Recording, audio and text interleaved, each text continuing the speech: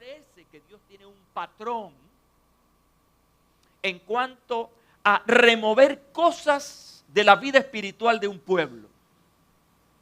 Porque Él sabe que está tratando con seres humanos, que muchas veces caemos en profundos sueños y en un sentido de autosatisfacción. Estoy bien con lo que tengo. Entonces Dios tiene que romper esas estructuras. Y creo que Dios ha establecido un patrón. Cuando uno lee, escúchame bien, lee de avivamientos en la Biblia, porque hay avivamientos en la Biblia y hay avivamientos contemporáneos.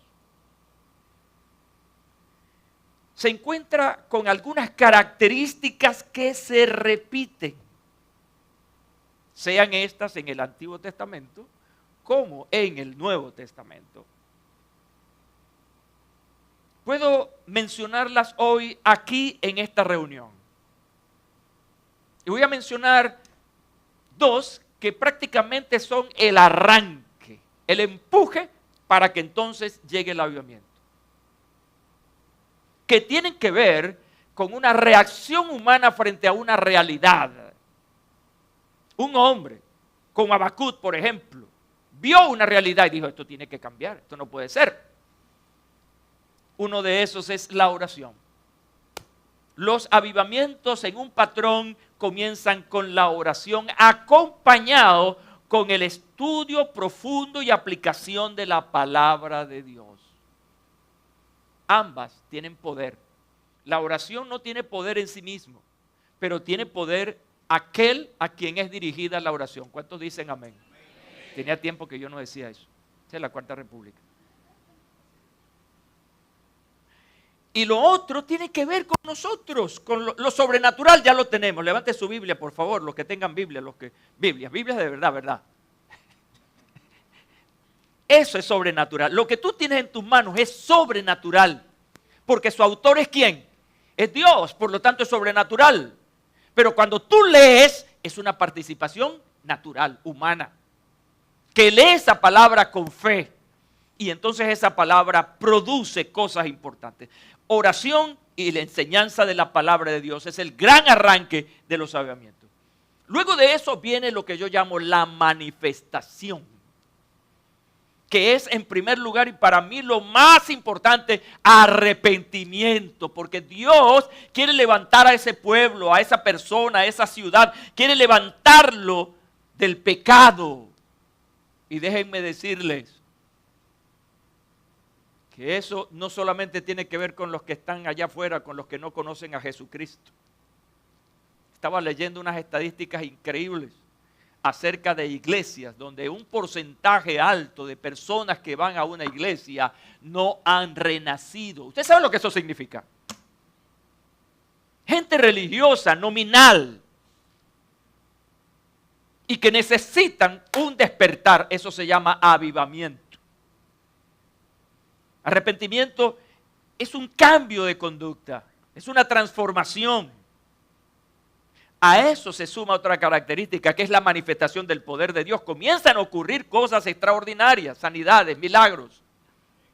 Gente que realmente estaba totalmente hundida en el pecado y de repente es una persona diferente gracias al poder de Dios. El pueblo despierta la pasión por compartir la palabra de Dios. Este es un acontecimiento interesante. Se profundiza la unidad de la iglesia. ¿Sabes por qué? Porque el avivamiento trae en que todos hablan el mismo lenguaje. Todos son manifestados a través de un mismo espíritu. Por lo tanto, hay una unidad en la iglesia. Se despierta el valor más allá de lo normal por la oración. Gente apasionada por orar, los templos abiertos y dispuestos para que la gente venga a la oración. Pero hay algo hacia afuera que traen los avivamientos, que es el impacto de la iglesia más allá de su localidad. La gente comienza a preguntarse qué está pasando, por qué este es así, por qué las cosas están pasando así, qué es lo que está pasando en esa iglesia. Algo así ocurrió el día de Pentecostés. Y eso puede traer como consecuencia la transformación de una iglesia, pero también la transformación de una comunidad, de un país. Ha ocurrido en la historia. De esto hablé en mi única conferencia del recién pasado CESI 15. Hablé sobre eso. Pero hoy necesito enseñarte especialmente de uno de ellos que no mencioné en esta lista. Uno muy importante que es producto precisamente de la operación del Espíritu Santo que pone el querer como el hacer según la voluntad de Dios. Voy a hablarte de esto impulsado por la palabra de Dios. Quiero hablarte de esto por los resultados que la palabra de Dios genera cuando profundizamos en ella. Me refiero a la característica que se repite de la liberalidad. Di liberalidad, pero dilo con fuerza. Liberalidad. La liberalidad para dar. ¿Sabes que la palabra liberalidad para dar se refiere a la cualidad de ser generoso? Y me gusta la última parte de esta definición: y dispuesto a dar sin esperar nada a cambio. Es una entrega. Por eso se le llama liberalidad. Te voy a poner dos ejemplos bíblicos. Dos. De uno de ellos hablé en el CESI, del Antiguo Testamento. Y te voy a hablar de uno especialmente del Nuevo Testamento.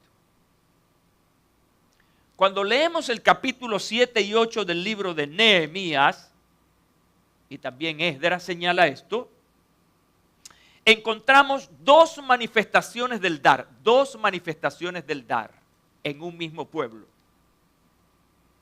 La primera de ellas es cuando el pueblo regresa del exilio babilónico donde estuvieron durante 70 años. Capítulo 7, versículo 70 dice: algunos de los jefes de las casas paternas dieron. Quiero que hagan el mismo ejercicio que yo hice en mi estudio bíblico y traten de subrayar una palabra que se va a repetir y repetir en este pasaje. Algunos de los jefes de las casas paternas dieron. ¿Para qué? ¿Para qué dieron? Como dice la gente por ahí, no, eso es para el pastor. ¿Para qué dieron? Dice que dieron para la obra de Dios. El gobernador dio, subraye, dio para el fondo 1000 dracmas de oro, 50 tazones y 530 vestiduras sacerdotales. Versículo 71. Los jefes de las casas paternas dieron, marque eso, para el fondo de la obra. Fíjense que también se repite el destino de esa ofrenda, la obra. 20,000 dracmas de oro y 2,200 minas de plata. Versículo 72. Lo que dio el resto del pueblo, dio. El resto del pueblo fue 20,000 dracmas de oro, 2,000 minas de plata y 67 túnicas sacerdotales. Mira, esto es un efecto cascada, ¿no? ¿Quién dio primero? El gobernador. ¿Quién dio después? Los jefes de familia, los líderes del pueblo. ¿Y quién dio al final? Lo que significa es que todos tuvieron que dar. Destino, la obra del Señor. Eso me parece interesante. La otra manifestación de dar ocurrió después de leer y estudiar la palabra y del arrepentimiento. El primero fue cuando regresan del exilio. Y la pregunta es, ¿cuál fue la motivación de dar?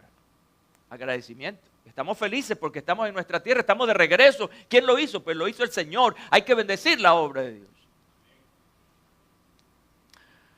Entonces, la segunda manifestación ocurre después que Esdras lee la palabra al pueblo, lee las escrituras y comienzan a estudiar la palabra, lo cual trajo como consecuencia arrepentimiento. 8:10. Luego les dijo, vayan, coman ricos manjares, beban bebidas dulces. Escúchame, lo tengo subrayado. Y envíen porciones a los que no tienen nada preparado. porque este es un día santo para nuestro Señor. No se entristezcan, porque el gozo de Jehová es vuestra fortaleza. ¿Por qué están dando ahora? ¿Escucharon la palabra de Dios? Ya no es el agradecimiento, ya es que escucharon la palabra de Dios. Y eso les llevó a un arrepentimiento. ¿Sabes? Cuando una persona se arrepiente, comienza a hacer cosas diferentes a las que hacía antes. Comienza a operar, perdonen la expresión, como en otra persona. Y eso estaba pasando allí en ese lugar. El segundo ejemplo, voy muy rápido. Segunda de Crónicas 7, versículos 1 al 3. Ahora estamos con Salomón. Salomón está inaugurando el templo. Y dice entonces, cuando Salomón acabó de orar, ¿sabes que esa expresión a mí me gustó siempre? La tengo subrayada. Cuando Salomón acabó de orar. Porque eso me produjo a mí preguntarle a la Biblia, ¿qué pasó? Puedes preguntarte, ¿qué pasó? Dígalo, ¿qué pasó? Y hay datos aquí importantes. Después que tú oras pueden pasar cosas poderosas. Después que Salomón oró, dice que descendió fuego de los cielos y consumió el holocausto y las víctimas. Era un sacrificio que tenían allí.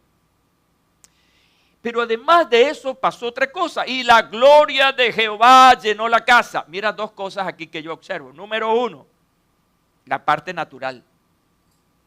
¿Quiénes montaron el holocausto? ¿Quiénes lo montaron? Los hombres, el Salomón y su equipo lo montó. Esa es la parte humana. Tú y yo estamos llamados a hacer un sacrificio vivo para el Señor. Es nuestra parte, es nuestra entrega. Pero es que hay una respuesta divina cuando uno entrega, se entrega como un sacrificio al Señor. ¿Qué pasó? Y la gloria de Jehová llenó la casa. Una respuesta a un corazón agradecido. Y la potencia de esa manifestación fue tan grande que dice el versículo 2, y no podían entrar los sacerdotes a la casa de Jehová porque la gloria de Jehová había llenado la casa de Jehová. Quiero que tomes en cuenta que en el primer ejemplo, la palabra que se usó para referirse al destinatario fue la obra de Dios. ¿Está conmigo, verdad? No te me quedes, por favor. Está destinado a la obra de Dios. Pero aquí el destino, ¿cuál era? La casa de Dios. Y por eso estaban ocurriendo cosas extraordinarias allí. La potencia de la presencia de Dios era tan grande que los sacerdotes no podían entrar. Yo me imagino que había mucha luz, mucho fuego, qué sé yo, pero no podían avanzar porque eso estaba tan impregnado de la obra de Dios que no podían hacerlo. ¿Qué pasó? Sigue la pregunta. Cuando vieron todos los hijos de Israel descender el fuego y la gloria de Jehová sobre la casa, subrayado, se postraron sobre sus rostros en el pavimento y adoraron. Y alabaron a Jehová diciendo, porque Él es bueno y su misericordia es para siempre. ¿Qué pasó allí? ¿Cómo podemos nosotros categorizar lo que pasó allí? Un avivamiento. Avivamiento es manifestación de Dios que trae cambio al hombre. Di conmigo, avivamiento es la manifestación de Dios que trae cambios a la gente. Di a mí. Personalízalo. A mí. Bendito sea el nombre del Señor. La pregunta que me hice es, ¿en qué se convirtió esa manifestación? Esa manifestación de Dios, ¿en qué se convirtió? ¿Cómo reaccionó Salomón y el pueblo frente a eso? ¿Me gusta? Segunda de Crónicas 7, 4, 6. Mira este conectivo, gramaticalmente hablando. Entonces, es un conectivo, conecta. Entonces el rey, Salomón, y todo el pueblo, no fue solo el rey y todo el pueblo. Ya había habido un sacrificio inicial, ¿ya? Pero ahora dice, y el pueblo sacrificaron víctimas delante de Jehová. Y ofreció el rey Salomón en sacrificio 22,000 bueyes. Ay, papá, saca la cuenta de eso, por favor. Tengo un dato aquí que me pasó Richard temprano sobre estas cifras. Salomón sacrificó 22,000 bueyes, toros fuertes, y 120,000 ovejas. Y así dedicaron la casa de Dios. El rey insiste, y todo el pueblo. Y los sacerdotes desempeñaban su ministerio. También los levitas con los instrumentos de música de Jehová, los cuales había hecho el rey David para alabar a Jehová, porque su misericordia es para siempre. ¿Qué les parece? Ahora, yo le decía temprano a los hermanos, si nosotros tradujéramos eso en dinero, porque los holocaustos eran víctimas, en este caso bueyes y ovejas, no es como en nuestro nuevo pacto. En este pacto no hay sacrificios. Ya Jesucristo, el Cordero de Dios, ya fue sacrificado una vez y para siempre. Y ahora, ¿cómo nosotros aportamos a la casa de Dios? Con dinero. Así es sencillo. Y no tengo temor para decirlo porque se establece en la palabra de Dios.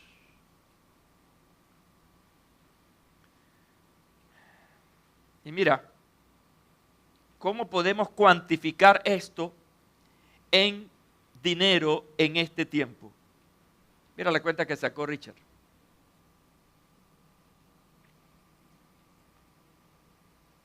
Un buey promedio de 500 kilos tiene un precio al mayor por kilogramo de $5.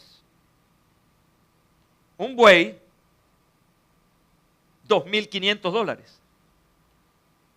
$2,500 por 22,000 bueyes te da ese numerito que parece chiquito, pero de $55 millones.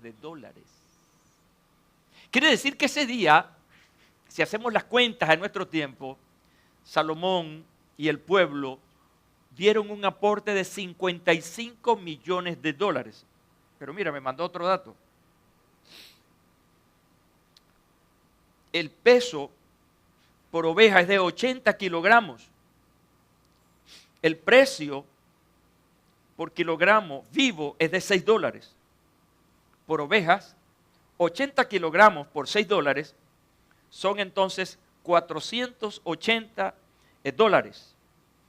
Entonces, esto da una cifra increíble de lo que ofrendaron para el Señor ese día. Uno lee esto dentro del esquema del tiempo. Y bueno, 20,000. No, pero para nosotros cuando lo vemos, eso cubre entre bueyes y ovejas más de $55 millones. ¿Alguien tiene esa cifra aquí, por favor? No, dólares. No queremos eso. Ahora, fíjense, podemos encontrar muchos más de estos ejemplos de avivamientos en el Antiguo Testamento. No tengo tiempo, pero sí les tengo una tarea. Por cierto, ustedes me deben una tarea. La tarea del libro de los Hechos, por ahí me escribió no solo que una madre que vio a su niño estudiando ya el libro de los Hechos. ¿Cuántos estudiaron el libro de los Hechos en esta tarea? Levanten la mano. Pasaron. ¿Quiénes no lo han hecho? Están aplazados. Pero tienen una reivindicación. Esa reivindicación es, vamos a abrir el Antiguo Testamento y vamos a buscar ahí los grandes avivamientos durante esos pactos antiguos. Entonces, por razón de tiempo, debo pasar al Nuevo Testamento. ¿Cómo comenzó el avivamiento en la primera iglesia? Voy a hacer un paréntesis para hablar que hubo uno previo. Hubo un avivamiento previo. Y fue el que trajo Jesús, el Hijo de Dios. Que todas las comunidades estaban, alarmadas y una parte bendecida por las cosas que el Señor Jesucristo estaba haciendo. Pero cuando hablamos de la iglesia, estamos hablando del primer avivamiento de la iglesia estamos hablando de la iglesia que estaba en Jerusalén. ¿Qué pasó allí? La llenura del Espíritu sobre los discípulos. El mensaje de la palabra de Dios por el apóstol Pedro. El inicio. ¿Cómo comenzó el avivamiento? Un grupo de personas como 120 estaban en el aposento alto. ¿Qué hacían allí estos? Estaban orando, pero también estaban escudriñando la palabra de Dios. Y así fue como comenzó. ¿Y cómo comenzó? De repente. ¿Y qué pasó entonces en la manifestación? Que los discípulos fueron llenos del Espíritu Santo. Que el mensaje del apóstol Pedro trajo como consecuencia arrepentimiento. Escúchame lo que dice el capítulo 2, 37 y 38 de Hechos. Al oír esto, el pueblo, se compungieron de corazón. Fueron tocados en lo profundo y dijeron a Pedro y a los otros apóstoles: varones, hermanos, ¿qué haremos? Y es lo que yo decía en la mañana, el Señor los puso entre la palabra y la pared. La respuesta: arrepentíos y bautícese cada uno de vosotros en el nombre de Jesucristo. ¿Para qué? Para perdón de los pecados, y recibirán el don del Espíritu Santo.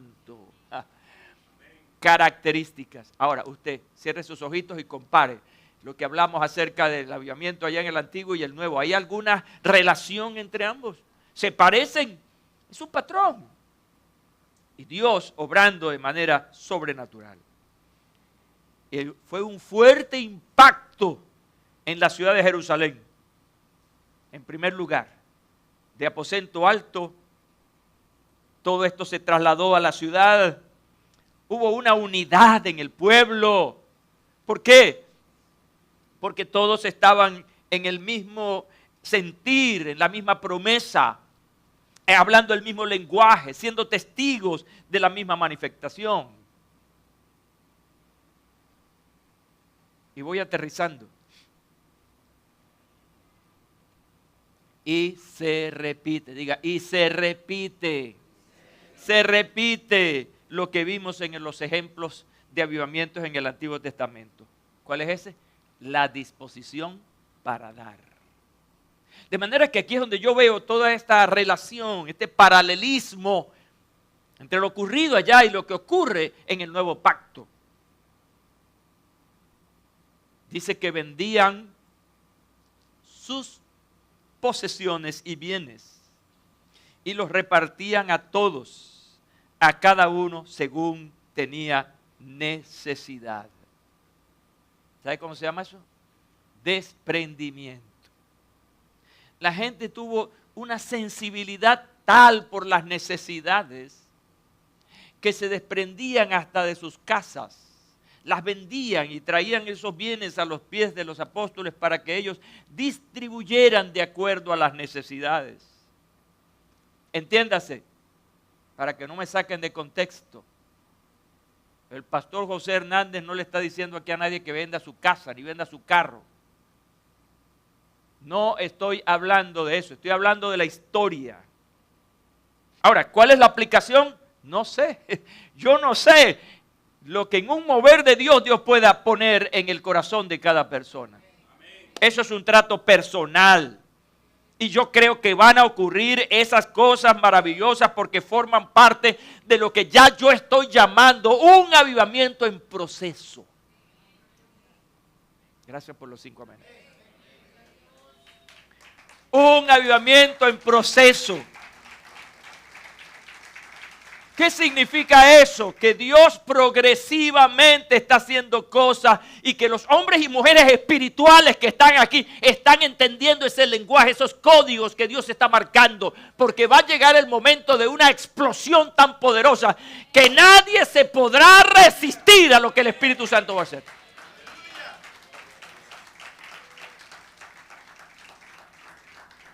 Termino con esta máxima. Quiero que te la grabes.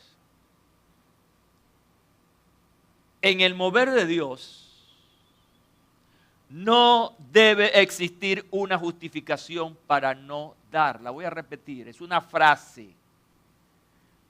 En el mover de Dios no debe existir una justificación para no dar. ¿Cuál es la justificación más común para no dar? ¿Dónde están? ¿Se me fueron?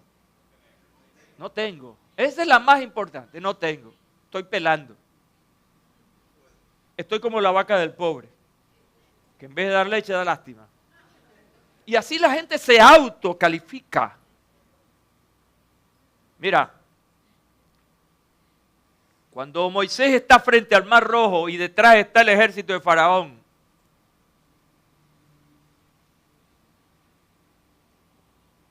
hay que dividir el mar. ¿Qué hago? ¿Qué puedo hacer? Decía Moisés. No tengo nada para provocar esto. Dios le dijo, tiene esa vara que está ahí. ¿Qué tenía? Una vara, una insignificante vara. Úsala y golpea las aguas.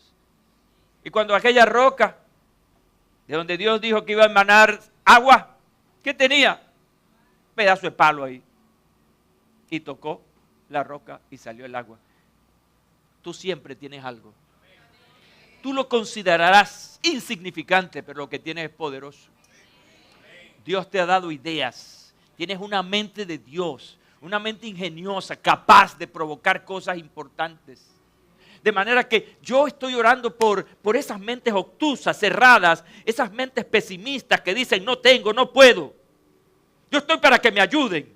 El Señor reprenda eso, no. Tú tienes a un Dios poderoso, a un Dios dueño del oro y de la plata, un Dios que genera de donde no hay. Todo lo que nosotros vemos hoy como creación o naturaleza, como se llame, nació de la nada. ¿Sabes de qué nació? De la palabra de Dios. Hay una expresión que encontramos en la segunda carta a los Corintios, capítulo 8, versículos 1 al 4, que le da una patada a esa justificación de no tengo, no puedo. Cada vez que leo ese pasaje me da vergüenza conmigo mismo. Los macedonios dieron de su pobreza. Dieron de su pobreza. ¿Cómo se explica eso? Dieron de su pobreza. De lo que no tenían. Y eso se refiere precisamente a la generosidad de las iglesias de Macedonia, quienes a pesar de su extrema pobreza, tarea, investígueme, sociología, ¿qué significa extrema pobreza? Busca las características de expresa extrema pobreza y te darás cuenta de esto. Dieron abundantemente para ayudar a otros cristianos, específicamente a los hermanos de Jerusalén que estaban en una crisis terrible. Este pasaje que les voy a leer es sin comentario, no voy a comentar nada, porque está completo, absolutamente completo, habla por sí mismo. Ahora, hermanos, este es Pablo testificando acerca de estos hermanos de Macedonia. Queremos que se enteren de la gracia que Dios ha dado a las iglesias de Macedonia. Escúchenme, primera característica. En medio de las pruebas más difíciles, extrema pobreza. Su desbordante alegría y su extrema pobreza abundan en rica generosidad. Soy testigo que dieron espontáneamente tanto como podían y aún más de lo que podían, rogándonos con insistencia que les consideráramos el privilegio de tomar parte en esta ayuda para los creyentes. ¿Usted sabe lo que significa pedir que nos den la oportunidad para ayudar a los que no tienen? Y a veces, yo veo en nuestras ofrendas que literalmente el que toma las ofrendas es como que si se arrodillara. Hermanos, por favor, den una buena ofrenda. Necesitamos pagar gastos, necesitamos invertir en esto y aquello. Eso fue al contrario. Fue la gente, la congregación, la que se arrodilló para pedir, por favor, no nos quiten el privilegio de dar y ayudar a nuestros hermanos. Mira, el avivamiento a veces tiene que tocarnos en esa dureza de corazón. Y en ese no puedo, no tengo. Mientras sigas hablando así, nunca vas a tener nada. Estás provocándote tu indigencia. Estás provocándote el nunca tener nada. Todo lo puedo en Cristo que me fortalece, gritaba el apóstol Pablo. Todo lo puedes en Cristo que te fortalece. Porque mientras tú estás diciendo no tengo para la obra del Señor, entonces tampoco tienes para ti. Y voy a terminar con esta otra frase. Una frase que construí hace mucho tiempo. El dar es un asunto de fe. Mientras demos con tristeza, como decía el apóstol Pablo, o por necesidad, no estamos dando con fe. Y entonces, ¿cuándo es que damos con fe? Cuando lo damos con alegría. Lucas 6:38, esta es mi conclusión. Dad, ¿y qué más? Dad y se os dará. Eso está bonito, eso. Esa construcción está bonita, da y se os dará. Muy lindo. Pero vamos a ver cuál es el resultado de eso. El resultado es medida buena, es lo que se te va a dar. Medida buena, apretada, remecida y rebosando darán en vuestro regazo. Y mire esta ley. Porque con la misma medida con que medís, os volverán a medir. Si tú no das, no esperes que te den, ¿oíste? No esperes que te den. Porque la próxima vez que tú creas que te van a dar, te van a hacer así, con este dedo. No te van a dar, porque es un principio. Y Dios es el creador de los principios. Ponte de pie, por favor.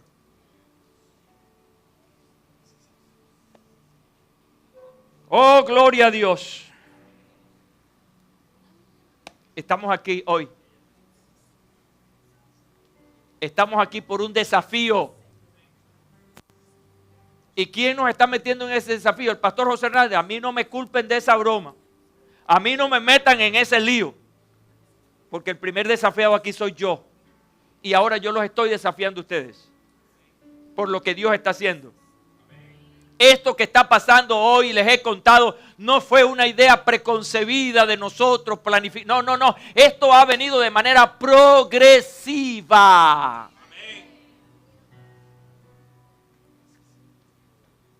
Y nuestro primer desafío en este momento es financiero. Si tú no estás diezmando, es la hora de ser avivado a dar tus diezmos. Si tú has recibido beneficios económicos, es la hora de, como hizo esta gente al regresar de un cautiverio, de dar con liberalidad por agradecimiento. Pero este es el gran desafío. Dios nos está llevando allí, y estoy creyéndolo ahora, Dios nos está llevando allí porque Dios cree que tú estás siendo desafiado y vas a asumirlo. Estoy creyendo en eso. Pon tu mano sobre tu corazón, por favor. Padre, me dirijo a ti en esta mañana para pedirte por ese corazón. No creo ni acepto la manipulación humana. Pero estoy orando para que el Espíritu Santo en este proceso de avivamiento comience a avivar estos corazones. Estoy aquí como tu siervo pidiéndote que avives estos corazones, Señor. Comienza por un despertamiento espiritual en ellos, por arrepentimiento y por un avivamiento en la generosidad, en entender que esta obra no es del pastor, que no es de un equipo, que esta es tu obra, Señor. Yo oro que así como ocurrió en los tiempos de Esdras, en los tiempos de Salomón en el Antiguo Testamento, lo que pasó en la iglesia del Nuevo Testamento, pase en esta iglesia. Necesitamos un avivamiento.